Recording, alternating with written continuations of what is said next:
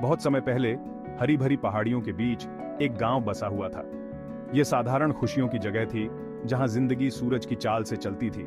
गांव वाले कुदरत के साथ मिलजुल कर रहते थे, जमीन और उसकी पैदावार का आदर करते थे। गांव की जान थी एक चमकती हुई झील।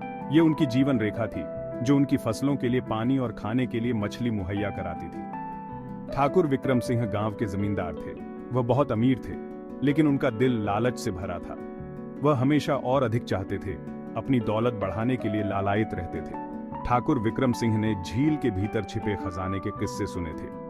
किंवदंतियों में एक जादुई मछली की बात कही गई थी, जो इस गुप्त धन की रक्षक थी। अपने अतृप्त लालच से प्रेरित होकर ठाकुर विक्रम सिंह ने मछली को पकड़ने का फैसला किया। उनका मानना था कि उस मछली के पास छिपे हुए खजाने की चाबी है। उन्होंने सबसे कुशल मछुआरों को काम पर रखा और उन्हें ख्याली दौलत में हिस्सा देने का वादा किया। गांव वाले हालांकि ठाकुर के इरादों से सावधान थे, लेकिन मन ही मन उस खजाने में से अपना हिस्सा पाने की उम्मीद कर रहे थे। दिन हफ्तों में बदल गए और मछुआरे अथक परिश्रम करते रहे। उन्होंने दिन रात अपने जाल डाले, लेकिन वह मायावी मछली पकड़ में नहीं आई। गांव वाले देखते रहे। उनकी शुरुआती उत्तेजना आशंका में बदल गई। झील ने हमेशा उन्हें दिया था और उन्हें डर था कि ठाकुर का लालच प्राकृतिक व्यवस्था को बिगाड़ देगा। एक दिन एक मछुआरे ने अपने कांटे पर एक बहुत भारी वजन महसूस किया। उसने अपनी पूरी ताकत से संघर्ष किया और अपने शिकार को ऊपर खींचा। गांव वाले हांफने लगे, क्योंकि पानी से एक विशाल मछली निकली, जैसी उन्होंने पहले कभी नहीं देखी थी। उसके शल्क हजारों सूरज की तरह चमक रहे थे और उसकी आंखें प्राचीन ज्ञान रखती हुई प्रतीत हो रही थीं। ग्रामीणों को डर के मारे पसीना आ गया। ये कोई साधारण मछली नहीं थी, ये कुछ पवित्र था, कुछ ऐसा जिसका सम्मान किया जाना चाहिए।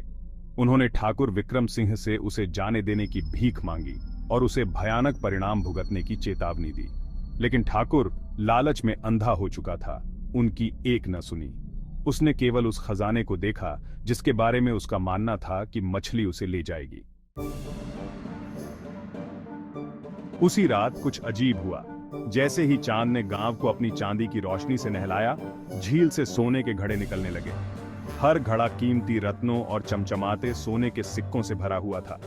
ग्रामीणों ने ऐसा नजारा पहले कभी नहीं देखा था। सोने के घड़ों की खबर जंगल की आग की तरह पूरे गांव में फैल गई। कुछ लोगों के दिलों में लालच ने जड़ें जमा ली। वे खजाने पर अपना दावा करने के लिए बेताब होकर झील की ओर दौड़े। ठाकुर विक्रम सिंह, जिनकी आंखें लालच से चमक रही थीं, ने सोने के घड़ों को जमा करना शुरू कर दिया। उनका मानना था कि उनके लालच को इनाम मिला है, लेकिन उनकी खुशी अल्पकालिक थी। हर रात झील से और अधिक सोने के घड़े निकलते थे और हर दिन ग्रामीण उन पर दावा करने के लिए आपस में लड़ते थे।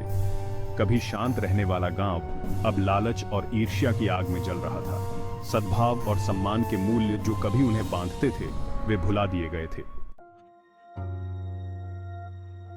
इस अफरा-तफरी के बीच गांव के बुजुर्ग भारी मन से देख रहे थे। वे जानते थे कि यह अचानक आई दौलत अस्वाभाविक है, एक खतरनाक संकेत है। उन्हें पीढ़ियों से चली आ रही कहानियां याद आ रही थीं। वे किंवदंतियां जो झील के रक्षक और उसके क्रोध के बारे में बताती थीं। बुजुर्ग इकट्ठा हुए, उनके चेहरे चिंता से सिकुड़े हुए थे। उन्होंने प्राचीन अनुष्ठानों की बात कही, झील और उसके रहस्यमय रक्षक को खुश करने के तरीकों के बारे में बताया। अमीरी की चाहत में डूबे हुए ग्रामीणों ने बड़ों की चेतावनियों पर ध्यान नहीं दिया। उन्होंने अनुष्ठानों को केवल अंधविश्वास कहकर खारिज कर दिया। उनके दिल लालच से कठोर हो गए थे। बुजुर्ग संतुलन बहाल करने के लिए दृढ़ थे। उन्होंने खुद कार्रवाई करने का फैसला किया। वे झील के किनारे इकट्ठा हुए। उनकी आवाजें प्राचीन मंत्रों से गूंज रही थीं। उन्होंने प्रार्थनाएं की और झील के प्रति दिखाए गए अनादर के लिए क्षमा मांगते हुए पानी पर फूलों की पंखुड़ियां बहा दी। ग्रामीण उत्सुकता और उपेक्षा के मिश्रण से देखते रहे। उनकी निगाहें अभी भी चमकते घड़ों पर टिकी हुई थीं। वे बड़ों के कार्यों को नहीं समझ सके। उनके मन सोने के आकर्षण से अंधे हो चुके थे। बुजुर्ग अपने गांव के भाग्य के भार से भारी मन से देर रात तक अपनी प्रार्थनाएं करते रहे।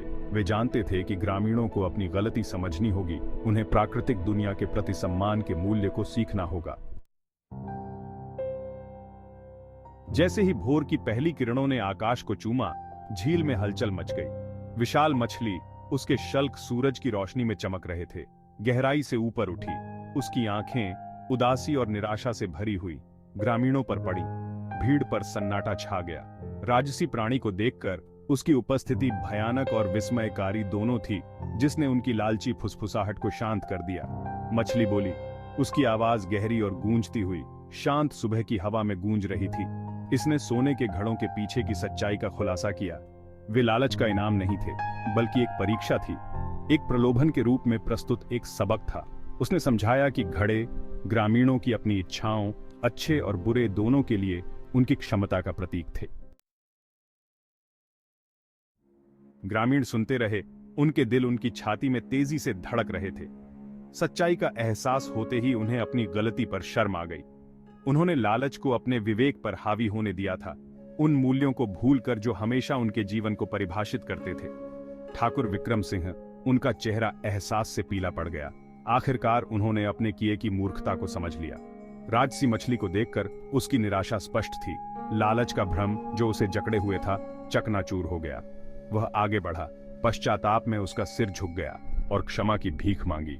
मछली, उसकी निगाहें नरम पड़ गईं। संतुलन के महत्व, प्राकृतिक दुनिया का सम्मान करने और अनियंत्रित लालच के खतरों के बारे में बोली।